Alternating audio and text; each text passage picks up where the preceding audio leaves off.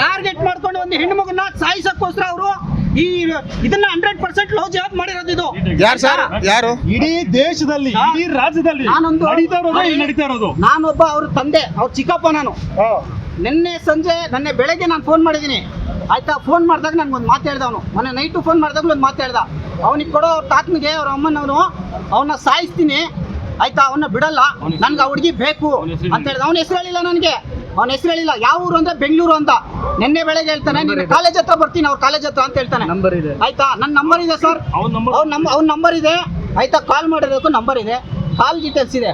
3 ನಿಮಿಷ ನಾನು ಮಾತಾಡ್ದವನು ಕಾಲೇಜ್ ಹತ್ರ ಬರಲ್ಲ ಅಂತ ಹೇಳಿದ. ಮಾಡ್ಕೊಂಡಿದ್ದೀರಾ ಸರ್? ರೆಕಾರ್ಡ್ ಮಾಡಿಲ್ಲ ಸರ್.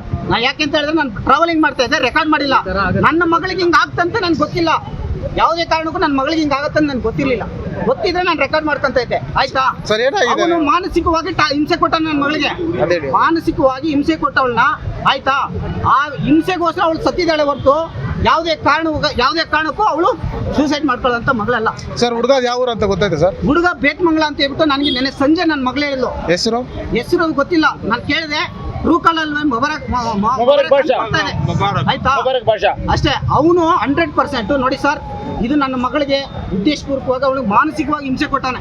ಹಿಂಸೆ ಕೊಟ್ಟಿರೋದ್ರಿಂದನೇ ನನ್ನ ಮಗಳು ಸುಸೈಡ್ ಮಾಡ್ಕೊಂಡಾಳೆ. ಅವ್ನು ಹೇಳಿದಾನೆ ಇಷ್ಟೇ, ನನ್ನ ಹತ್ರನೇ ಹೇಳಿದಾನೆ ಅವನು ಆಯ್ತಾ. ದಯವಿಟ್ಟು ಅವನ್ನ ಕರೆಸಿ ವಿಚಾರಣೆ ಮಾಡ್ಲಿ. ಈಗ ನೋಡಿ, ಅವನು ಪಾಕಿಸ್ತಾನದಲ್ಲಿಲ್ಲ, ನಾನು ಇಲ್ಲೇ ಹೇಳ್ತೀನಿ ನೋಡಿ, ಅವ್ನು ಪಾಕಿಸ್ತಾನದಲ್ಲಿಲ್ಲ, ಅವ್ನು ಇರೋದು ಇಲ್ಲೇ ಬೇತ್ಮಂಗ್ಲದಲ್ಲಿ. ಕರ್ಸ್ಬಿಟ್ಟು ಈಗ ವಿಚಾರಣೆ ಮಾಡ್ಲಿ. ಏನ್ ಅವನೇನು ಹೊರಗಡೆ ಇದ್ದಾನಾ ಸರ್? ಪೊಲೀಸ್ ಇವತ್ತು ನನ್ನ ಮಗಳಿಗಾಗಿದೆ, ನಾಳೆ ದಿವಸ ಇನ್ನೊಬ್ರ ಮಗಳಿಗೆ. ಈ ದೇಶದಲ್ಲಿ ನಡೀತಾ ಇರೋದೇ ಇದು ಸರ್, ಇದು ಆಯ್ತಾ. ಇದೇ ನಡೀತಾ ಇರೋದು.